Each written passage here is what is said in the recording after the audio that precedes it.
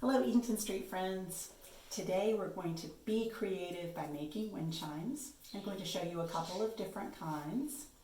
The first one uses a simple piece of wood like a stick or a hanger, and we'll create something kind of like this. The second one uses a clay pot from the garden center and a couple of jar rings, and looks like this. Let's get started. I'll show you how to make both. For the first wind chime, this is the easiest one and is especially good for those of you who are younger or wants to do a craft that's a little bit simpler. You'll need either a wire clothes hanger like this, or a sturdy stick, maybe like one of these. You're going to use these as your hanger. You'll also need some kind of string. You could use jute string like this, or maybe ribbon if you have some, like this. Some other kind of thread you have around your house, yarn or embroidery thread, or nylon thread, or even dental floss. You'll also need some kind of glue. Tacky glue works well, but you have to be patient and allow time for it to dry. Or if you have a parent or an older brother or sister who can help you, you can use hot glue, which is faster but a little bit dangerous, and so you shouldn't try to use it by yourself. You'll need scissors. You'll need some newspaper or some other kind of paper that you can put down to protect your workspace, especially if you're working at your dining room table like I'm doing today, or your kitchen table. And finally, and most importantly, you'll need something that you can hang down from your hanger that can move in the breeze to make interesting sounds. I'm going to give you some ideas that you could work with, but you might come up with ideas of your own that are even more interesting than mine. So I invite you to go on a sound scavenger hunt. Here's some things I found when looking around my house yesterday that when I tap them together make some interesting sounds.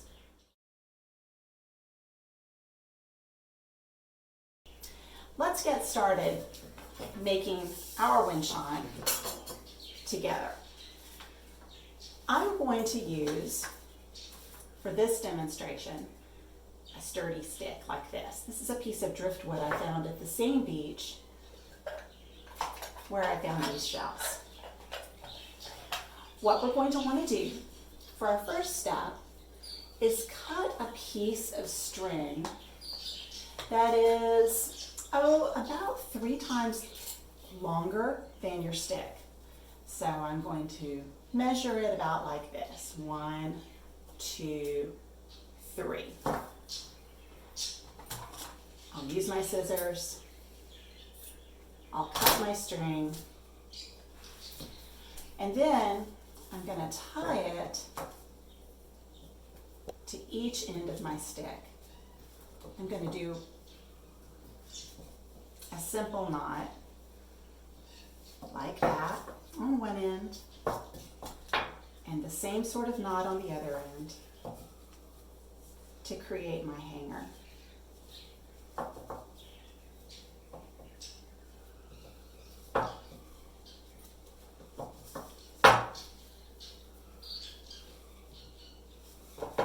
Once I've got my hanger in place, I'm going to want to secure it with a little bit of glue so that it doesn't move inward on my stick. But you'll see that by doing it that length, I end up with a pretty nice length for hanging from maybe a tree or something outside if I wanted to use it outdoors. I'll use tacky glue today, because that's something you probably have at home and could use by yourself, even if you're little. You're going to want to put your dollop of glue just kind of underneath that knot, underneath this knot, to let it hold into place. If you want to, you could also put it underneath that string on the other side. Tacky glue will work just fine, but it's not waterproof. So if you use tacky glue, you'll need to use your wind chime in a sheltered place, like maybe a porch or even indoors. I'm going to set that aside right now to dry.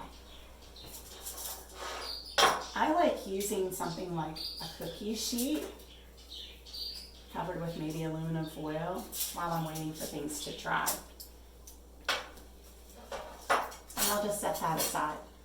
Next, I'm going to cut some lengths of string for my shells. How many objects do you want to use? Well, that's really up to you, and it depends on the size of the objects you're working with. I have 5 shells that are about the same size, so I'm just going to use 5 because I can fit 5 along this string, this holder, my stick, pretty easily. They'll be close enough that they can tap into one another. If you're using smaller objects, like maybe clothespins, you might want more, maybe even up to 12. So just depending upon the objects you're using, I would say probably 4 to 12 different objects, and it's really up to you how many you use.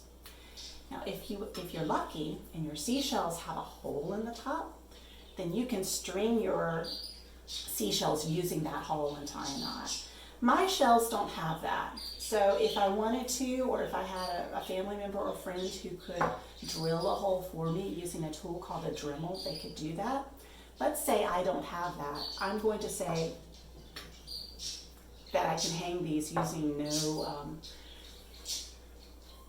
no holes at all. But to do that, I'm going to need my string, and I'm going to need a lot of patience because I'm going to have to allow glue to dry, and I'm going to need glue that's strong enough to hold all of my shells. How long does your string need to be? You're going to need a piece of string for each object that you're going to hang. I have 5, so I'm going to cut 5 pieces of string, and I'm going to want those pieces of string to be about a foot long. It doesn't have to be exact, but that looks like about a foot. So I'm going to cut 5 of those. Here's one. That one is a little bit longer, but already almost the length I want. I'll say it's fine. They don't have to be exact. That's 2. Here's 3. Make that one a little longer so they're not exactly the same. 4. And one more. That makes 5. I'm using jute because I think it looks pretty with my driftwood, and I think it looks pretty with the seashells. But this will work equally well with ribbon. It could work with dental floss too. If you're using something like dental floss, then you might want to tie your string around your shell like that. I'm not going to do that today because I don't want to see quite so much string. Instead, what I'm going to do is make a simple knot at the end. The reason I'm doing that is not because the knot is holding anything. I just want a larger surface for my glue to be able to adhere. So I'm just going to do a knot like that on the end of each of the strings that I'm using.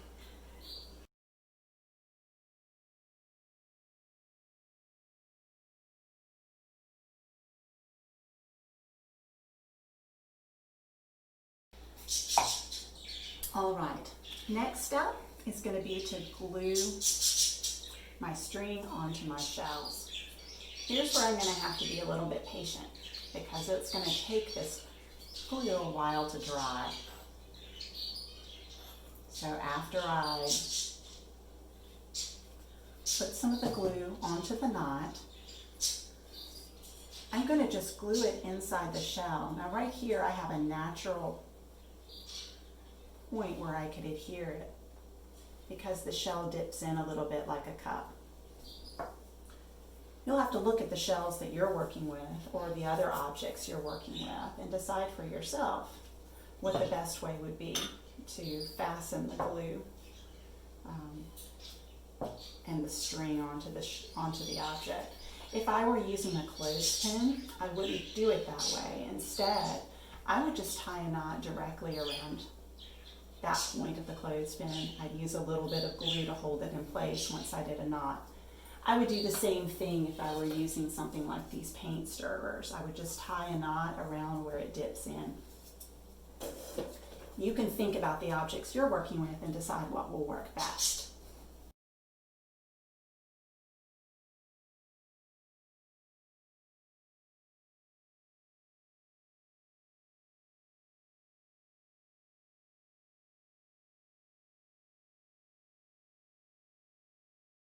Okay, so now I've got my shells all tied. My next project, or next step in the project, would be to tie all of my strings onto my stick. I'm going to go ahead and do that now so that you'll see how it works. But if you're doing it at home, I'd recommend that you wait until the glue has a chance to dry. Okay, right now, in order to show you a little bit more quickly, I'm just going to pull that glue off. I'm going to let the glue dry later, and I'm going to tie my strings. I just need to tie them in the same way around my stick. I want my knot to hang down for each of these. And when I'm done with them, I'm going to put a little dot of glue on the knot to help it be a little more secure and not unravel.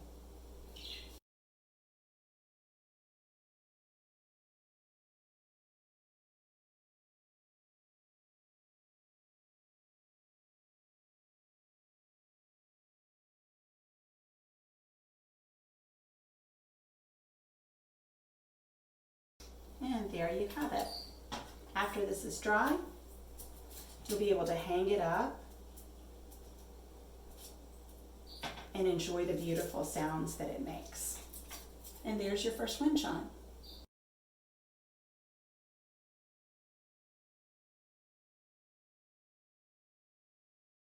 I'm going to show you a second way of making a wind chime using most of the same strategies that you used for the simpler version I showed you with the seashells. But this one uses a clay pot, a couple of canning rings, and the objects that you want to hang.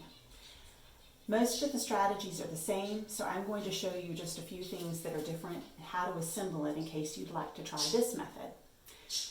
For the sake of being quick, I'm going to show you this with a glue gun instead of tacky glue, but it will work with tacky glue too. You just have to be patient and allow your glue to dry before you try to assemble it. I'm going to use these juice can lids as my sound makers.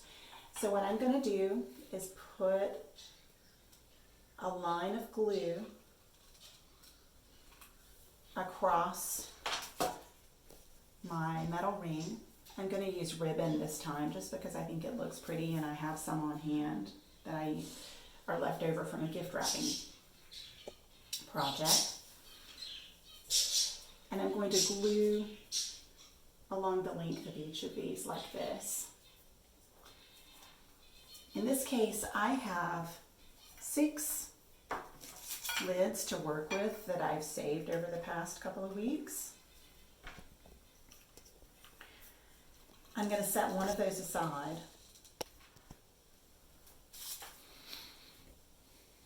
And I'm going to glue my ribbons onto the remaining 5. My ribbons are a little bit longer this time, maybe about 18 inches.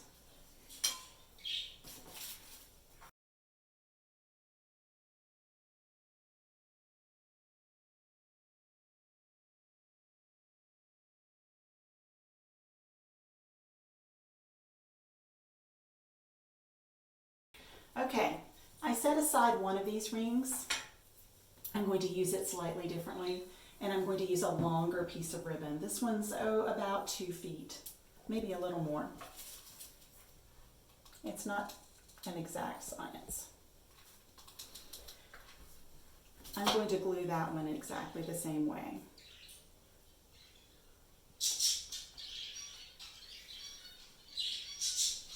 But I'm going to set it aside to remember that it's a little bit different from the others. Okay, now I've got my canning rings. What I'm going to do is tie my ribbons, all except that last one, around my canning ring. Just like this. I'm going to space them as evenly as I can around my ring.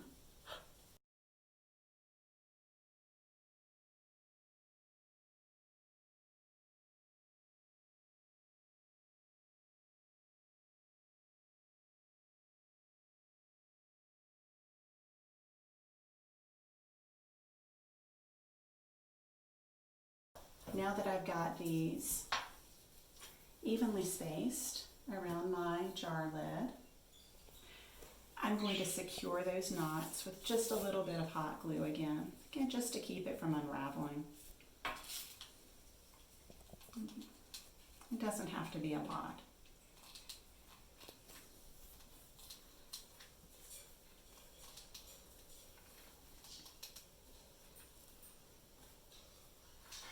All right. Then while that's drying,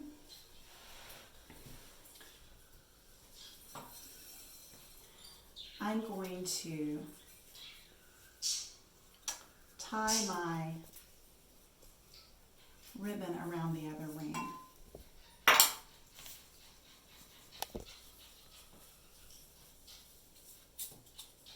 I'm not going to tie it on the end this time, but rather somewhere close to the middle. Okay? And I'm going to secure that with a dot of glue also. Alright, so how do I assemble this? What I'm going to do is take this length of ribbon and thread it through this jar lid.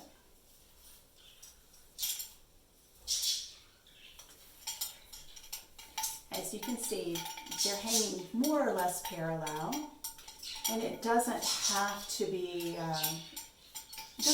perfectly balanced. What you've done is create something that will act kind of like a clapper of a bell. I'm going to take this other end, and I'm going to just thread it through the hole that's in my clay pot, like this. It'll fit right inside.